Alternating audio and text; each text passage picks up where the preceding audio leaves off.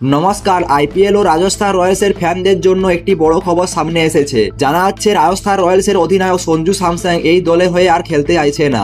আসন্ন আইপিএল এর আগে নাকি তিনি দল ছাড়া আবেদন করবেন। আইপিএল এর মতো বড় টুর্নামেন্টে একজন অধিনায়ক দল ছাড়া ইচ্ছা প্রকাশ করছে, কিন্তু কেন এমন সিদ্ধান্ত নিচ্ছে সঞ্জু স্যামসন?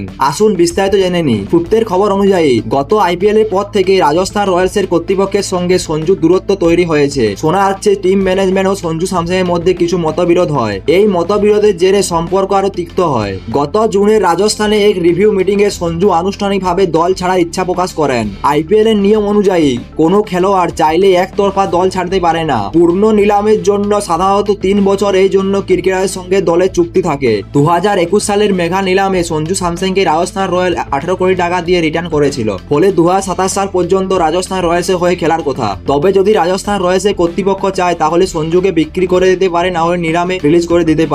এই কারণে সঞ্জুর ভাগ্য রাজস্থান রয়্যালসের কর্তৃপক্ষের হাতে। এই খবর সামনে আসার পর সঞ্জুকে দলে নেওয়ার জন্য ঝাঁপিয়ে উঠেছে কেকেআর আর সিএসকে।